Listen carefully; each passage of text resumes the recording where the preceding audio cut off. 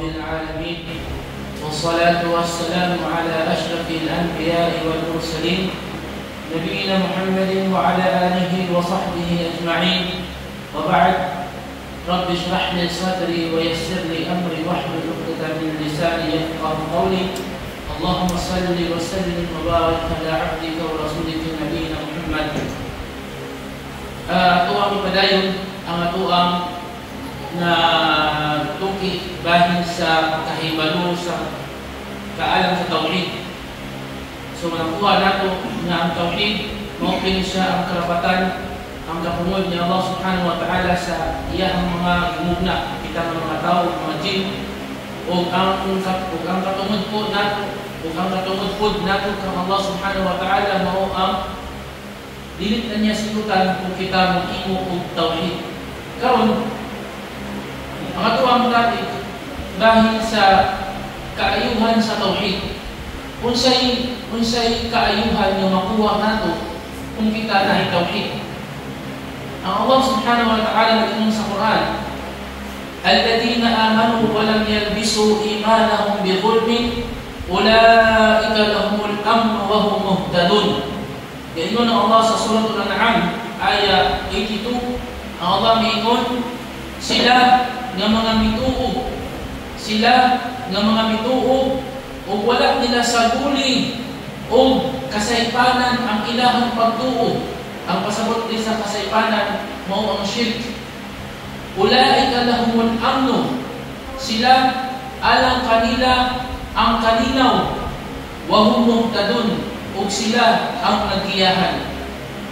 Kini nga aya mga kasunan sa Islam, usa siya sa mga aya na nagpatuod sa kaayuhan sa tauhid.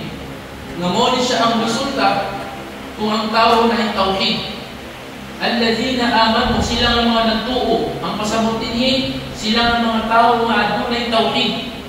Walang yalbisu imanahum bi dhulmin, o wala nila saguli ang ilahang tauhid o shirk. Wala sila misimba sa lain. Ulaika lahumul amnu, ang ilahang ganti, ilahang reward, ang kalinaw. Ang pasabot diri sa kalinaw sa iyang pamuyo diri sa dunya o kalinaw sa pikas kinabuhi nga dili siya sinutan sa impyerno. Wa hum muhtadun, ug dili lang na napaydugang nga sila ang tinuod nga nagiyahan. Allahu Akbar. So unsa kaayo bitaw ang ihatag sa Allah sa tao nga nay tauhid nga ang kalinaw maimuha diri sa pamuyo nimon diri sa kalibutan o dito po sa pikas kinabuhi. Allahu Akbar. Naapod kay kalinaw na dili ka masilutan sa imo palang lubnganan kung kay tauhid, dili ka masilutan.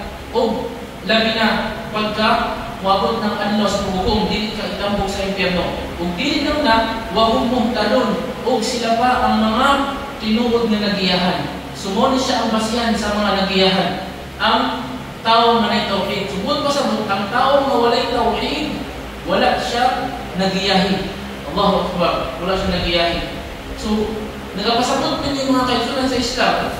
Kini nga aya nga ang tao kung siya walay tauhid, sa tinuod lang dili siya makabaton og kalinaw sa pumuyo diri sa kalibutan. Bisan pa o unsa kadato niya o unsa ka kining ka dako sa iyang nakuha kabahin ini kalibutan, kung siya walay tauhid sa pagkatinuod lang dili siya makabaton og kalinaw sa iyang pamuyo. Isang pagportahan siya, ang iyang problema mas labaw pa sa iyang porta kadako. Subhanallah. Ang isa wala siya tauhid. So inani ka importante ang tauhid. Ang tauhid bitaw no nga kaisunan sa Islam para tuwang yung mahibawan bitaw kung unsa din siya ka importante sa tuwang kasing-kasing nga kinahanglan nga ato din siyang i-inject, isulod jud sa kasing-kasing sa tao. Nga naman kay usahay ang Muslim, hindi mo siya dili naman kinahanglan gusto nila pag tauhid, nakahibalo na mga anak.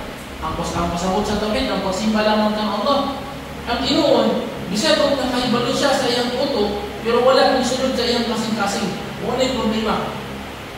Sampulan ka mo. Na ay usa ka teacher nga Nisulod siya sa iyang klase, ug niingon siya nga sa iyang mga estudyante nga ang atuang klase karon bahin sa tawhid. So niingon lang yung mga estudyante nga siya, balik-balik naman tayo ng tawhid, nakasambot naman niya anak. Okay. So niingon lang siya, katong siya, nagkwento siya, nga na daw mag-ina, mama o anak na lalaki, nagpuyo sa kabalay, sila ng duha. Kada buntag, muadto sila sa gawas o mag-ihaw sila o manok para ihalag nila sa engkanto. Ang gibuhat atong mama o anak na lalaki, mag-ina. Sila nagpuyo sa balay. Sa buntag, kung sa ibuhato nila, sa buntag, mugawas sila ng balay, muadto na dako ng kahoy, o mag-ihaw o manok para ihalag. Pagkahuman, inigmuli sila sa ilang balay, pagkagabi, ang mama o anak, magsiping silang duha. Ang mama o anak na lalaki. Sila, ang nagpuyo sa balay, sila ang duha. Pagkagabi, kasi bato nila, magsiping, magdulog silang duha. Magbuhat sila o binuhatan sa mag-asawa. Nakuha na niyo? Tayo. Sa imuhang paglantaw, asay mas dakong sala. Katong magigaw silang manok para ihalad sa engkanto o magsiping silang duha, mama o anak. Katong magsiping silang duha, may dakong masala. May dakong masala. Lantawan ninyo ang importansya sa tawhid. Dili bro, mas dakong sala itong mag-ihaw o manok. Kaya ang pag-ihaw o manok para ihalad sa engkanto, shirk, supak sa tawhid, maka-impyerno sa ilaha. Dili na sila Muslim. Katong magsiping silang duha, Muslim niyapon sila, pero makasasala sila. Wala ko nakapagawa sa ilaha sa Islam. Nakita ninyong kaimportante sa tawhid. Na nakahibalo ka sa tawhid, pero wala ni sulod sa tuwang kasing-kasing. Kuha ka to. Muna inhanin kaimportante niya magkasing ang tawhid. Nga naman, ang dako na sala, ang major sin, ang major sin, ang pinakataas na sala sa tanan na major sin, ang shirk. Ang shirk, kanang magsimbag lain. Kanang supak sa tawhid. Ubos ni Ana, bisan kung major na siya, mga dagko na masala, wala na siya sa shirk. Ang shirk, supak sa tawhid. Okay. Katong pag-iyaw o manok para ihalad sa engkanto, shirk man na. Supak man na sa tawhid. Nga dapat mag-ihaw ka para, kung gusto niyo mag-ihaw ka para ihalad, sa Allah niyo ihalad. Dili sa engkanto. Sa engkanto niyo ihalad, shirk man na. Ang sala nga nabuhat nimo, ma-erase tanan imong mga binuhatan niya kaayuhan. Ang imong Ramadan, zero. Wala kay reward sa imong Ramadan. O balik ka sa pagka-Christian, dili na ka Muslim. Basta buhaton nimo to. Ato ka delikado ang shirk nga mo isupak sa tawhid. Pero katong gibuhat sa mama o anak na lalaki nga magsiping silang duha, ining matulog sila pagkagabi. Di ba dako masala na siya? Pero kung ikumpara mo siya sa shirk, mas dako ang sala ng shirk. Kung ang imo ang kasing-kasing, dito gihapon mo pabor nga mas dako ang sala itong nagkuhan sila kanang nagsiping silang duha, kulang pa nato og tawhid. Ato bang bubuhay og tawhid ang atong mga kasing-kasing. Nakuha na to. So ang tawhid nasabta nato nga ang pagsimba lang sa Allah, pero wala isulod sa atong kasing-kasing. Mo nang ato ang tun-an ug ayo ang tawhid. Kailangan ato siyang sabtun dito tayo. Sabtan kalin. Baik. Kini ang giingon sa Allah sa Quran. Mananatali, dili punta sa hadith. Hadith. Nag-isa-isay an Ubadah bin Samit radhiyallahu anhu annahu qala, isa-isay ni Ubadah bin Samit radhiyallahu anhu na siya miingon.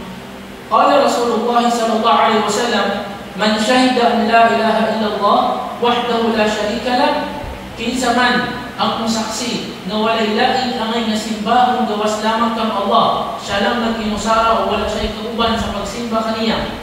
Wa anna Muhammadan abduhu wa rasuluh. O nagasaksi nga si Muhammad ulikon ni Allah o iyang sugo. Wa anna Isa abdullahi wa rasuluh. O nagasaksi nga si Jesus ulikon lamang ni Allah o iyang sugo. Wa kalimatuhu alqaha ila Maryam wa ruhun minhu. O ang iyang pulo nga iyang gihatag kang Maria o kalag na gimugna sa Allah si Jesus. Wal jannata haqqun, ug nagasaksi nga ang paraiso tinuod, wan nar haqqun, ug ang impierno tinuod. Ang iyang reward adkhalahu Allahu al-jannata ala ma kana min al-amal. Ang iyang ganti pasudlon siya sa Allah sa paraiso nga bisan unsa pa ang iyang nabuhat nga mga sayo. Bisan unsa pa iyang nabuhat nga mga sala, pasudlon gyapon siya sa Allah sa paraiso. Agi sa tauhid. So katong mag-ina na nagsiping silang duha, kung naa sila tauhid, naa sila chance nga makasulod sa paraiso. Pero katong gibuhat nila nga mag-ihaw sila og manok para ihalad sa jin, bisan pag dili sila magsiping silang duha, dili sila magbuhat og isang asawa, katulad sila nila, dili sila makasulod sa paraiso. Wala sila chance sa makasulod sa paraiso. Subhanallah. Yung anak ka danger, yung anak ka delikado ang makabuhat ka og shirk. Basta wala kay tauhid. Subhanallah. Allahu Akbar. Right. Kani ato ang gibasa nga hadith nga nag-ingon si Propeta Muhammad sallallahu alaihi wasallam ang ayang itong saktun. Niingon siya, kinsa man ang musaksi. Meaning sa musaksi diyan kanang mutuo ba nga walay lain angay nga simbahon ang Allah lamang. But pasabot dili ka mohimong pagsimba nga imong ialay sa lain nga butang. Ang Allah lang ang imong simbahon. Wa anna Muhammad abduhu wa rasuluh. Si Muhammad suko sa Allah, ug si Jesus suko sa Allah, ug ang paraiso tinuod ug ang tinuod. Ang Allah, ang propeta miingon, pasundon siya sa Allah sa paraiso nga bisan unsa pa niya namuhat ng mga matan. So nakita daw nimo ang importansya sa tauhid. Nga kung ang tao na tauhid, bisan pag unsay nabuhat niya ng mga sala, naagya ko sa chance nga makasulod sa paraiso. Pero ang tao nga walay tauhid, bisan pag unsa niya kamaayo, wala sa chance nga makasulod sa paraiso. Munang nay pangutana. Muslim na tauhid pero dautan. Kristiyano nga buutan. Kinsa sa ilahang duha maayo? Kinsa silang duha maayo? Ang Muslim nga dautan mas maayo kaysa Kristiyano nga buutan. Kaya Muslim na may tauhid, pero ang Kristiyano nga kuwan, wala may tauhid. So mas maayo gyapon ang Muslim nga bisan og dautan siya, kay namo siya tauhid. Naam. Sakto. So kung ako ang sakto na nito kayo, ang tauhid ang pinakabasihan nato, ang tauhid. Kumbaga ang tauhid ang imong boarding pass kung makasulod ka sa paraiso. Allahu Akbar. Pag wala kay tauhid, impas jud.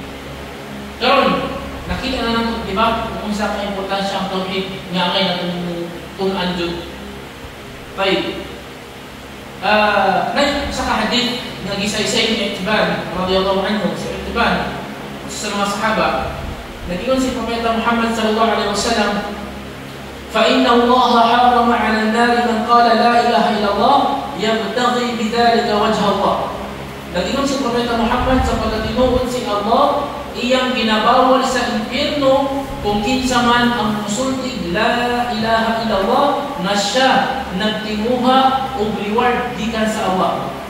So kung ang tao nga nagsulti siya la ilaha illallah, ang but pasabot sa la ilaha illallah, walay lain nga may nasimbahon gawas lamang ng Allah. Dayon sa iyang pagsulti la ilaha illallah is kinasing-kasing nga walay nakatubos sa iyang mga Muslim, walay nakatubos sa iya sa pagsimba ng Allah, kundi iyang kinasing-kasing nga kabuton ang Propeta Muhammad nag-ingon, ibawal siya sa impierno. So kung bawal ka sa impierno, asa ka padulong? Parais. Alhamdulillah. So nakita ninyo kung sa ka-importansya ang tauhid. Napa? Na yung mga ato parang itong dugang kahibalukod sa kung sa jud kabugat ang tauhid. Na yung hadith ni Abu Sa'id Al-Khudri radhiyallahu anhu na iyang gisaysay. Nga niingon si Propeta Muhammad sallallahu alaihi wasallam, kwento ni Musa alaihi salam. So atong paminawon. Kwento ni Musa alaihi salam. Nagingon si Propeta Muhammad, qala Musa, nagingon si Moises, si Musa, ya Rabb, o akong Ginoo, allimni shay'an adhkurka wa ad'uka bih. Tudluhi ko sa kabutang nga magdikir ko kanimo, maghinumdum ko kanimo, o mga muyo ko kanimo, magdua ko kanimo. Tudluhi ko kung sa ako ang isulti sa pagdikir sa imuha, nga dahil ka na ko. Kasi nasultihan si Musa. Karon ang Allah mitubag, qala qul ya Musa, ang Allah mingon isulti ya Musa, la ilaha illallah. Isulti ang la ilaha illallah. Muna siya ang tauhid, wala ilaha illallah wa salamat ng Allah. Apan si Musa mingon, qal ya Rabb, kullu ibadika yaquluna hada. Niingon si Musa, ya Rabb, ang tanan nimong mga uliton nagsulti man og la ilaha illallah. So, kasi pasabot ni Musa. Gusto niya ang espesyal. Kanang espesyal na dikir ba? Kanang itong siya lang ang musulti. Nang gusto niya nga, tuluan siya sa kataog dikir na espesyal lang sa iyaha. Niya ang isulti man sa Allah, mailitong ang la ilaha illallah. Muna nakainom si Musa. Ya Allah, tanan ba ni mong mga uli ko nagsulti anak la ilaha illallah? Gusto na ako rin musulti anak sa imuha. Gusto na dikir. Pero Allah, kay iyang gusto niya ipasabot ka Musa nga mo ang pinaka-the best na dikir na imong sulti. Ang Allah mingon, qala ya Musa, o Moises, law anna as-samawati sab', kung ang pito ka ang sa langit, pito ka andana, kung ang pito ka andana sa langit, wa amirahunna ghayri, tanan nga mga creation nga nasa langit, wal aradina sab', ug tanan nga ug pito ka floor, pito ka palapag, pito ka andana sa yuta, fi kiffa, ibutang sa timbangan. So sa kabugat, tibok langit ug tibok yuta, ibutang sa timbangan. Ang timbangan sa una kay balansi man, ana-ana man. Dili ko timbangan ko karon. Ana-ana balansi no. So sa pikas langgana, dito ibutang ang langit ug yuta. Bukat kayo, di ba? Wala ilaha illallah fi kiffa. Kung sa pikas timbangan, sa pikas langgana, dito ibutang ang la ilaha illallah. Malat bihin na la ilaha illallah. Ang Allah gayon, mas mubukat gihapon ang la ilaha illallah. Subhanallah. Natawa, kung sa kabukat ang tauhid. Nga mismo ang la tibok kalangitan, kung tibok kayutaan, kung sa kabukat na kung panangitan, ibutang lang sa timbangan. Kung sa pikas timbangan ang la ilaha illallah, mas bukat gihapon ang la ilaha illallah. Allahu Akbar. Nakita na ito. Mawapitan sa tanan ng mga subject na eskwelahan sa Islam, tajwid, sa pagbasa sa Quran, fiqh, mga rulings, hadith, ugon sa mandiha, tanan na ng mga subject sa Islam, ang tauhid gihapon ang pinaka-the best na subject. Kay mao man ang pinaka-bukat. Kuha na ito. Tayo. Naba, nayon sa hadith, nga makita nimo usap ka importansya ang tauhid.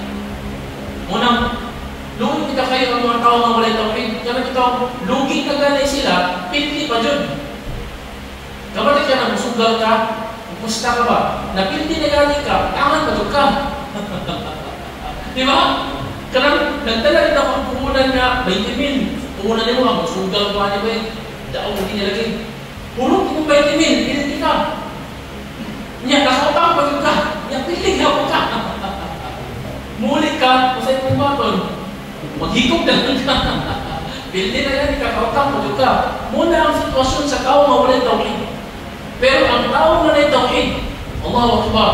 Ang tao manay tauhid, mura siya niya bitaw sa balay nga naikaon. Sa iyang silingan ba, naikaon. Busog na siya, naka-bring house pa din siya. Allahu Akbar. Muna siya ang sitwasyon sa tao manay tauhid. Dahil sa hadith at huwag basahon ang tao manay tauhid. Hadith na gisaysay ni Anas bin Malik radhiyallahu anhu, قال سمعت رسول الله صلى الله عليه وسلم يقول, si Anas, nadunggan ako ang suko sa Allah nag-ingon. Qala Allah Ta'ala, ang Allah miingon. Musa na siya kasi nga hadith ko eh. Hadith nga ang Allah nag-ingon. Hadithul Qudsi. MashaAllah ito eh. Hadithul Qudsi. Basta hadith, di ba ang hadith? Kay normal, ang Propeta Muhammad, siya ang bilitok. Kaya ang Quran, kung ang Allah ang bilitok, Quran man na siya. Pero hadith, kunya Allah ang naglitok, Hadithul Qudsi. Ang meaning sa Qudsi, balaan. Kanang ang Ginoo mismo ang nag-ingon. Tay, Hadithul Qudsi ni siya. Qala Allah Ta'ala, ang Allah miingon. Paminawan mo, kanilog kini siya na hadith. Ya bani Adam, o anak ni Adan. So, anak ni Adan, kinsa ni? Kita, tao. So, gitawag ni Allah ang tao, kita. Paminawan niyo. لو أتيتني بقراب الأرض خطايا ثم لقيتني لا تشرك بي شيئا لأتيتك بقرابها مغفرة. Ang Allah miingon, o anak ni Adan, ikaw matao. Kung wabot ang adlaw sa paghukom, ug muhatubang ka sa akoa na gipit-pit nimo, dala nimo, gipasan nimo ang mga sala nimo na nabuhat nga sama sa kadaghanon nga napuno ang kalibutan sa imuhang sala. So, sa kadang tao na napulog na ang kalimutan sa sala. Kung sa klase, siguro mo sa taras, masyadong sa taras mo. Ha? Ha? Mas lawa pa sila sa taras. Napulog niya ang kalimutan sa sala. Subhanallah. Mulipil siya sa taras sa kadautan. Ang Allah gayton, o anak ni Adan, ikaw ang tao. Kung mabot ka sa akoa, kung matubang ka sa akoa sa kanila sa paghukom, nga imong napuno ang kalibutan sa mga sala. Apan, naisa, apan, wala ka misimba sa laing gawas lamang ka nako. Puno na ko ang kalibutan kung pasaylo, na ako ang pasaylo. Subhanallah. Kung imong gipuno ang kalibutan kung sala, apan, wala ka misimba sa laing. Ako na yung simba. Ang Allah mingon. Punon ko na mo ang kalibutan sa pagpasaylog sa imuha. Allahu Akbar. Nakita niyo ang importansya sa tauhid. So kung ang Allah imo ang ilhom nga Ginoo, wala na kay laing ilhom pang Ginoo. Kung siya lang ang imong simbahon, wala na kay laing pang simbahon. Subhanallah. Makaingon kasi ng mga yes, inshallah. Nanakot assurance ani nga makasud ko ang paraiso. Allahu Akbar. Pero kung simba ka sa Allah, nakaihabak, nakianting-anting, nakiagiman, mutuo kang mga sudyaksay, mutuo kang mga pamahiling na alibambang, nisulod sa imong baliga, na blessing mo abot karon. Padaot ang imong tauhid, business lang. Kung inshallah, kiningalid ko, atong basahon diri ang mga butang nga makadaot sa tauhid. Dagan gani. At least ba ma-aware bitaw ta malikayan nato kini nga mga butang na makadaot sa tawhid. Sayang kayo sa matanan nga gihatagan ni manika sa Allah tauhid nga munay pinaka the best nga gift sa Allah sa imuha nya masayang lang kay dili nimo malikayan ang mga binuhatan nga mudaot sa imuhang tauhid. Bisan pag mujaz ka sa Quran, bisan pag memorize nimo ang tibok Quran, bisan pag mahilig kang basa, bisan pag memorize nimo mga hadith, bisan pag graduate kang Madina, graduate kang Qasim, graduate kang Princess Nora, pero kung wala kay tauhid, subhanallah, naka sa pinakailalim sa impyerno. A'udhu billahi min dhalik. Muna kinahanglan dun sa matag Muslim nga iya dun mahibawan kung sa tauhid. Kung kinig kang tauhid, muna siya, kung imo ni siya mahibawan, muna siya ang imong itudlukod sa imong isig katao sa pagdakwa nimo sa mga tao aron ilang masabtan kung unsa ang ng mga nila nga magmalampuson din sila diri sa kalibutan nakita sa tigas kinabuhi. Kaya ito ang ginikanan, di ba? Gusto niya ang mga anak na mo-success, di ba? So ang mentality sa ginikanan ay silaw na iyang anak. Mahimong engineer, mahimong nurse, mahimong masaraman din ha. Para mo-success siya sa iyang kinabuhi niya. So normal ito siya sa ginikanan. Pero kung wise ka ng ginikanan, ang pinaka-the best ni mo nga itutlo sa imong anak, aron mong success siya, dili lang dili sa kalibutan, kundi mulapas pa dito sa tikas kinabuhi. ang pinakadabis niya itulo nimo sa ilaha sa man. Tauhid. Tauhid. Tuluan mo sila, anak, ang awalang atong simbahon na bahala kung ginaunsa ang awalang atong simbahon. Mao man naman si Yaqub alayhi salam. Katong nagtingak na, pero nagtingak ko yun. Nagtingak, ako nagtingak, kaya Bisaya, lokalo mong gagol. After mulo ka lagi, Bisaya kayo. Pero nagtingak, Tapos, Jorio, kaya mas bati, Bisaya kayo. Nagtingak, naghingalog. Kami ito kumatay. Anak mo na siya. Nagtingak, naghingalog. Sa dihang si Yaqub, si Propeta Yaqub alayhi salam, nagtingak na siya. Gitawag niya yung mga anak. So yung mga anak, iduon na yung mga anak. So siyempre, di ba ang kasagaran sa mga nagtingak, musulti siya o panglas na bitaw nga, murang bitaw iyang ibilin ba, tubon ba, nasa itubon. Nasa ilaswin.